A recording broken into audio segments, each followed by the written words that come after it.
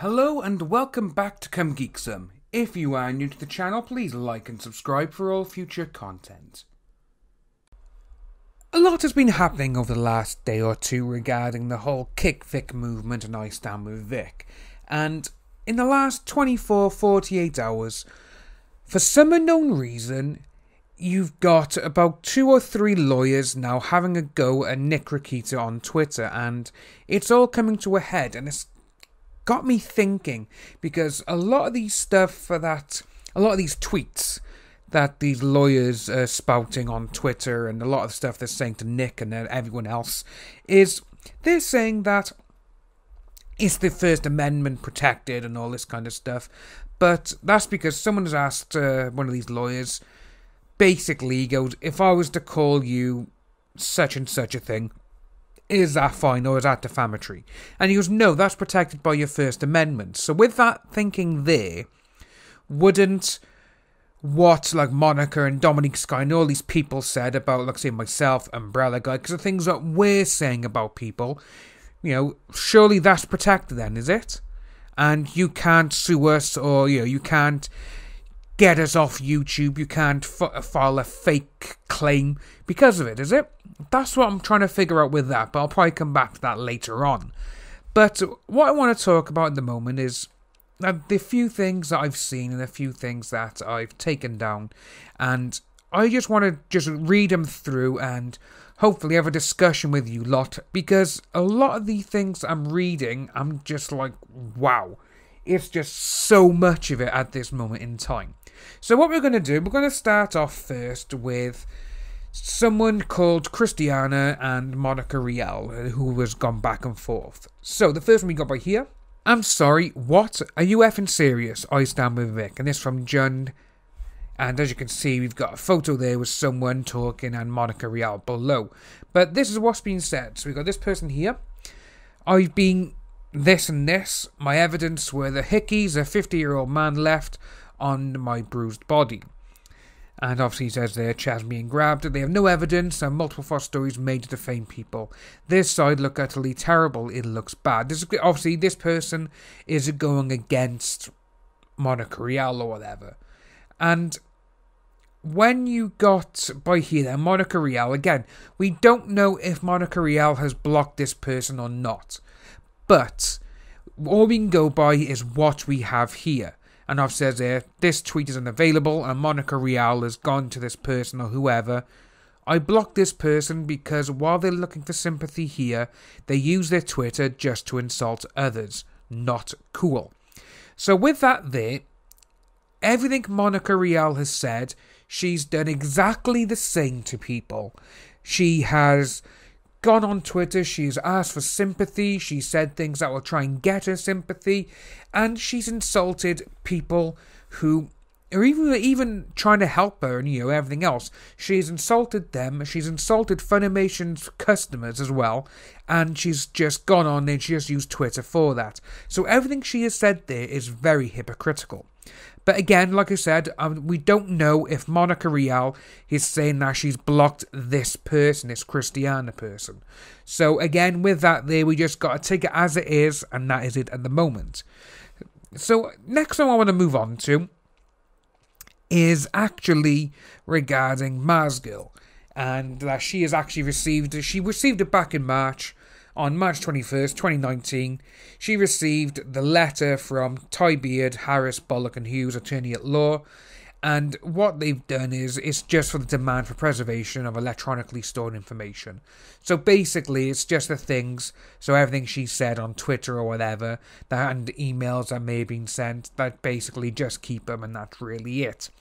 And with this, I have seen a few images that Maas Gill has gone out of on Twitter herself, and she's actually said that 2 letters were sent, and one was sent to an email address where she received it, and one to another email address where she says she still holds that email address but nothing has arrived. And there's also a couple of addresses, one in Inglewood and somewhere else, and she's saying I've never lived there, this, that and the other. But again, we don't know for sure for fact. All we got is what's online by here, and this is one of the letters that has been sent out.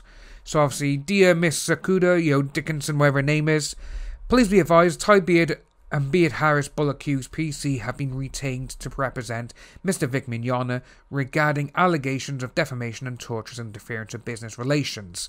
And what we need to remember there is that even though she says she's not involved that much, which, to be honest with you, I don't think she is, she's more along the line of just poking the bear and stoking the fire and just giving off a few more bits of information, and so she can watch people go off and just cause havoc. But she is the one who started the Kick Vic hashtag, even though she says she hasn't, but we know she did because she actually said it herself. But yeah, so with that there, she got that letter, and obviously it's going off, and that's just, I say, basically keep everything that you've done regarding this, and we need to look into this in a further date, which is obviously signed by Ty Beard. Now, the cream of the crop is what we have here is going back to, there's a couple of lawyers on Twitter who have been going back and forth with Nick Rakita and also Kick Vic and I Stand With Vic.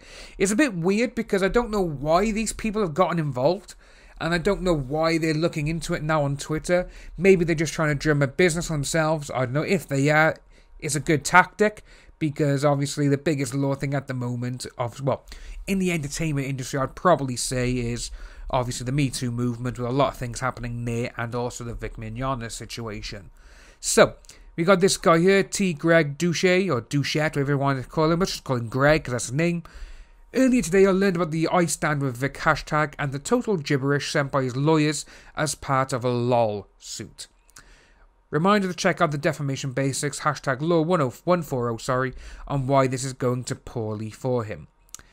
That's another one he said, if it's been an open secret that long, that's even worse news for his lawyers. Old law explainer here on defamation basics goes over the basics on why he's going to lose badly. So we had the first one there, obviously we were saying earlier today.